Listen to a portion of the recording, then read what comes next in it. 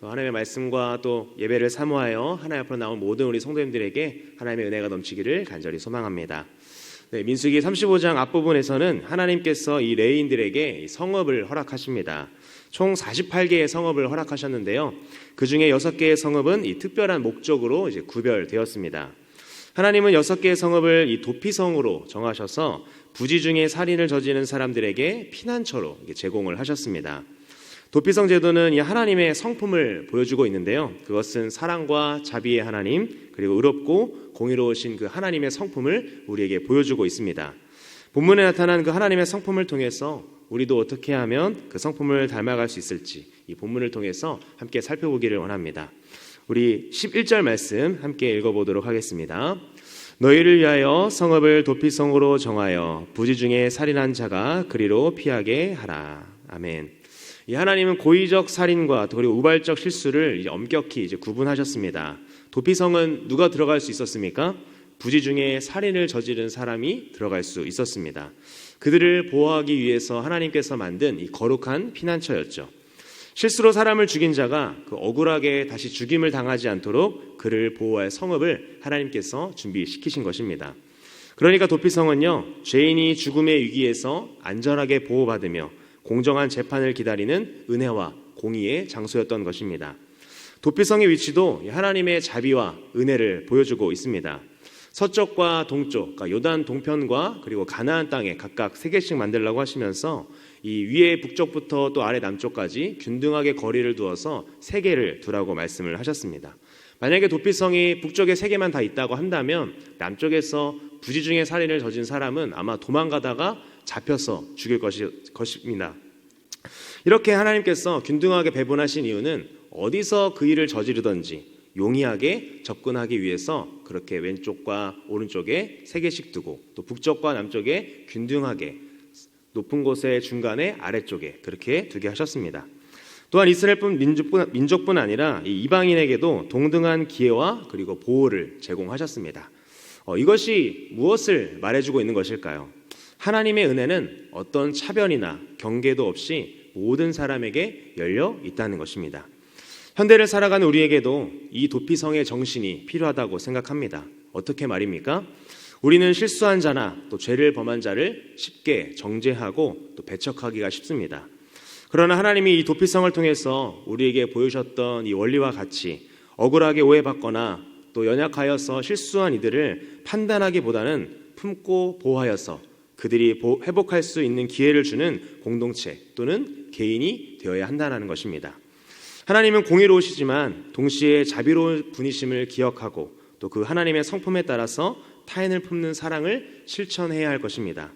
또한 하나님의 긍휼을 실천해 국적과 인종 또 사회적 지위나 어떤 이 경제적인 배경에 관계없이 모두가 공평하게 보호받고 도움을 받는 그 공동체를 만들어야 될 줄 믿습니다. 여러분, 교회가 어떤 곳입니까? 어떤 자격이나 지위 또 국적과 인종에 따른 것이 아니라 있는 모습 그대로 주님 앞에 누구든 나올 수 있는 곳입니다. 하나님의 은혜로 또 예수 그리스도의 이름으로 살아가는 곳이 바로 교회인 것이죠. 바라기는 저와 여러분의 가정이 또 그리고 우리 광현교회가 억울한 피해자가 생기지 않도록 또 보복의 그 악순환이 생기지 않도록 실수로 인해 아파하는 그 지체들이 우리 교회에 오고 또 여러분의 가정에서 회복되게 하는 그런 하나님의 도피성이 되기를 간절히 소망합니다. 이어서 우리 17절 말씀 함께 보겠습니다. 만일 철 연장으로 사람을 쳐 죽이면 그는 살인한 자니 그 살인자를 반드시 죽일 것이요. 아멘. 본문은 이어서 악의를 품고 의도적으로 사람의 생명을 빼앗는 행위를 매우 엄격하게 처벌하도록 명령하고 있습니다. 17절 이후의 말씀을 보시면 이 고의적 살인을 저지른 사람들에 대한 하나님의 엄중한 심판을 경고하고 있는데요. 쇠나 돌 그리고 나무 등 이 살상 도구를 사용해서 사람을 죽이는 것은 이 고의적인 살인으로 간주되었고 그에 합당한 죄의 대가를 치러야 했습니다. 이것은 이 생명의 존엄성과 또 하나님의 형상으로 지어진 그 인간의 가치를 고의로 훼손한 자에게는 그 도피성의 보호가 적용되지 않는다는 하나님의 분명한 메시지였습니다. 하나님은 살해당한 그 피해자의 가족이나 친족에게 그 복수의 권한을 부여하셨는데요. 죽음당한 사람의 피를 대신 갚아주는 역할입니다. 히브리어로 이 고엘이라는 단어인데요. 정확히는 이 고엘 히담입니다. 뜻은 피해 보복자라는 의미죠. 그런데 이것은요, 단순히 그 유족의 원한을 해소하기 위한 것이 아니었습니다. 하나님은 그 피해자의 가족이요, 분노 때문에 더 크게 보복하여 또 다른 죄로 발전할 가능성을 엄격히 금하셨던 것입니다. 살인자를 향한 가족이나 친족의 복수는 철저히 그 하나님의 정의를 실현하는 과정이어야 했습니다. 왜 그렇습니까? 하나님은 하나님의 형상대로 사람을 창조하셨습니다. 그러므로 하나님의 존귀한 형상인 그 사람을 해하는 것은 그 하나님의 형상을 파괴하는 것이며 하나님의 창조 질서를 거스르는 중대한 죄악이기 때문이었습니다. 고의살인의 핵심은요, 행위가 아니라 그 악의와 원한에 있습니다. 오늘날 우리의 삶 속에서도요, 마음속에 숨겨진 이 악의와 원한이 결국 이 파괴적인 행동으로 연결되는 것들을 우리는 많이 볼 수 있습니다. 뉴스에서 보면 어떤 일들이 많이 일어납니까? 묻지마 살인, 그리고 보복 운전, 그리고 충동적인 폭행과 살인 등 말입니다. 일면식도 없는 사람에게 갑자기 뒤에서 칼로 난도질하고 또 순간의 화를 참지 못하고 끼어들었다고 보복 운전하게 되고 또 눈빛 하나 말 하나 순간 욱해서 하는 폭행들 말입니다. 이런 모습들을 보며 우리는 우리의 마음 깊은 곳에 이 분노와 원망 그리고 악의가 자리 잡지 않도록 지속적으로 자신을 살피고 다스려야 할 것입니다. 무엇으로 다스려야 됩니까? 말씀과 기도로 다스려야 하는 것입니다. 마음의 악을 철저히 경계하며 하나님이 귀하게 여기시는 그 생명을 존중하고 지키는 것이 우리의 삶에서 가장 우선적인 가치가 되어야 할 것입니다. 그렇게 하나님의 형상을 세워가는 저와 여러분 되기를 간절히 소망합니다. 말씀을 맺겠습니다.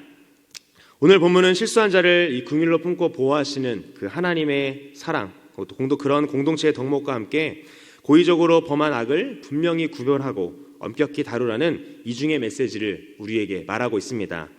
또한 그 안에서 사랑과 자비의 하나님, 또 의롭고 공의로우신 하나님의 성품을 우리는 보게 됩니다. 하나님의 공의와 긍휼이 균형을 이루는 이 건강한 사회를 이루기 위해서 우리는 은혜로 그 타인을 용납하면서도 악을 묵인하지 말고 분별력 있게 행동해야 할 책임이 바로 우리에게 있는 것입니다. 오늘 이 도피성의 정신을 마음에 새기고 공동체와 가정 속에서 은혜와 진리, 그 긍휼과 공의가 균형 있게 공존하게 하는 저 여러분 되기를 간절히 소망합니다.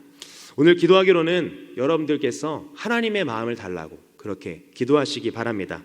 그래 오늘 하루도 하나님의 마음으로 내 주변에 실수한 이들 또 연약한 자들을 주의 사랑으로 품고 또 그리고 악한 행동과 마음에 대해서는 분별력을 가지고 그것을 끊어낼 줄 아는 우리 저와 과연교회 모든 성도님들 되시기를 예수님의 이름으로 간절히 축복합니다. 기도하겠습니다. 하나님 감사합니다. 우리를 말씀과 기도의 자리로 불러주시고 또 하나님께 예배드릴 수 있는 은혜를 허락하여 주심에 감사드립니다. 오늘 도피성 본문을 통하여서 자비의 하나님과 공의의 하나님을 보게 하시니 감사합니다. 부지 중에 실수로 살인한 사람의 생명을 지키기 위한 도피성이 하나님의 사랑임을 기억하며 우리 또한 실수한 자나 죄를 범한 자들을 쉽게 정죄하는 것이 아니라 사랑으로 품고 기다려주는 하나님의 사람이 되게 하여 주옵소서. 또한 악의를 품고 살인한 자들에게 엄격하게 처벌하도록 말씀하신 그 말씀을 통하여 악한 마음과 그 동기들을 끊어내고 하나님의 공의를 실현하는 하나님의 사람들이 되게 하여 주시옵소서. 성령 하나님께서 우리의 마음을 주관하여 주사 하나님의 마음을 품는 하나님의 사람들이 될 수 있도록 우리 모든 광역교회 성도님들 가운데 은혜 위에 은혜를 더하여 주시옵소서. 이 모든 말씀 살아계신 예수님의 이름으로 기도하옵나이다. 아멘.